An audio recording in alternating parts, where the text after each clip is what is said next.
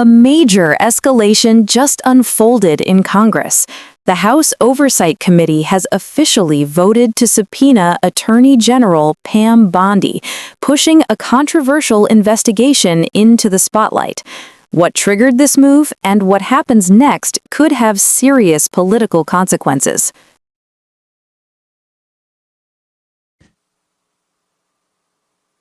Okay, the question is now on motion number 2 from Representative Mace. This deals with Attorney General Bondi. Members will record their votes using the electronic voting system. The clerk will now open the board.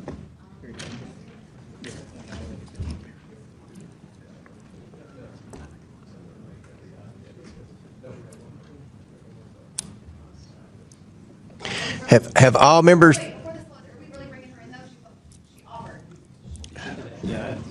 That's it. And remember, the Attorney General has offered to come in and give briefings. Briefings or hearing? Briefing.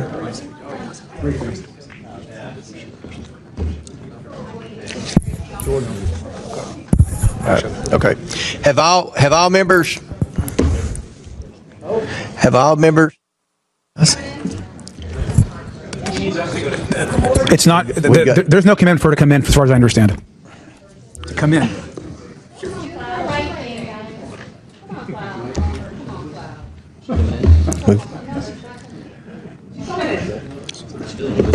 Hold on.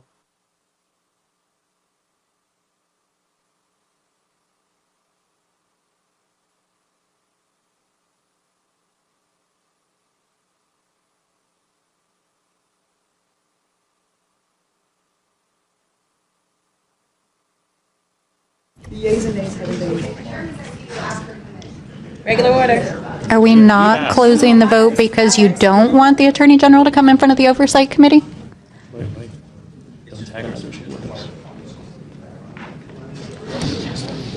Because it's pretty rudimentary.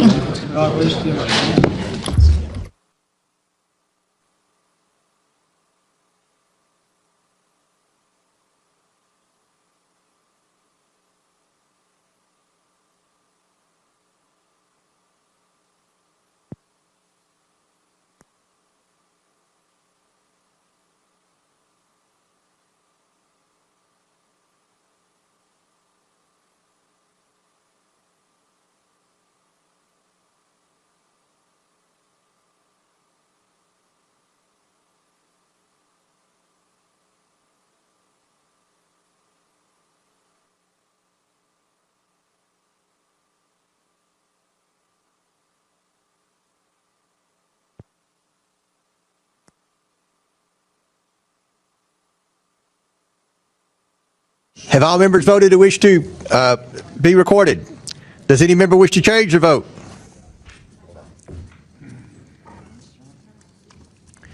The clerk will close the vote and report the vote total.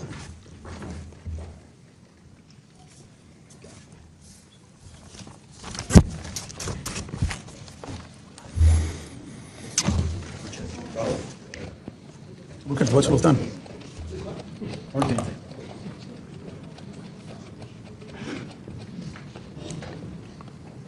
We're closed. Yeah, report the vote total, please.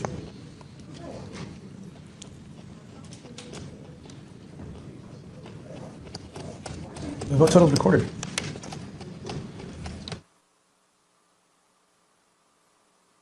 In our new committee room last September, so.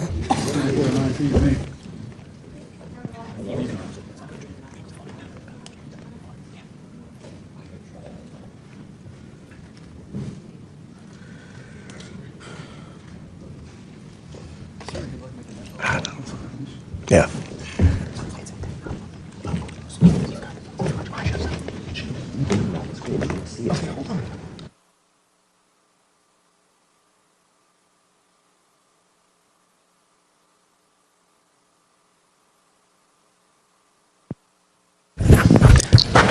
Mr. Chairman, on this vote, the ayes are 24, the nays are 19.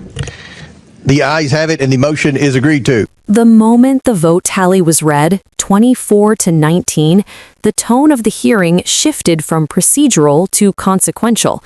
What might have seemed like a routine committee action quickly became a defining political moment as the House Oversight Committee moved to subpoena Attorney General Pam Bondi over the handling of the Epstein investigation. This wasn't just about process, it was about power, accountability, and whether informal cooperation is enough in a matter as sensitive and high-profile as this. At the center of the exchange was a fundamental disagreement over transparency. Some members pointed out that Bondi had already offered to provide briefings, suggesting a willingness to engage. But others, including Representative Nancy Mace, pushed for a subpoena anyway, arguing that a formal, on-the-record appearance carries far more weight than private discussions. That tension reflects a broader issue in modern oversight, whether voluntary legally binding measures ensure full accountability. The back and forth during the vote also exposed the increasingly strategic nature of congressional hearings. Questions about whether Bondi would appear publicly versus privately weren't just logistical, they were political. A public hearing brings visibility, scrutiny, and the potential for headline-making moments, while a closed-door briefing offers less risk but also less transparency. In that sense, the disagreement wasn't just about access, it was about control of the narrative.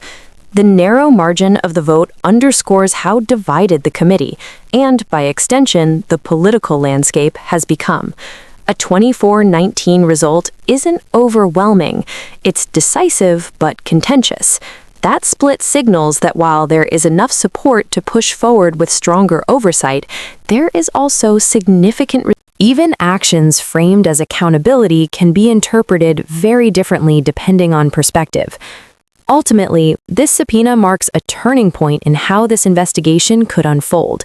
It raises the stakes not just for Bondi, but for the Department of Justice as a whole.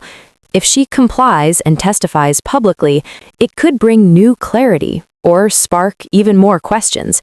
If there's resistance, the conflict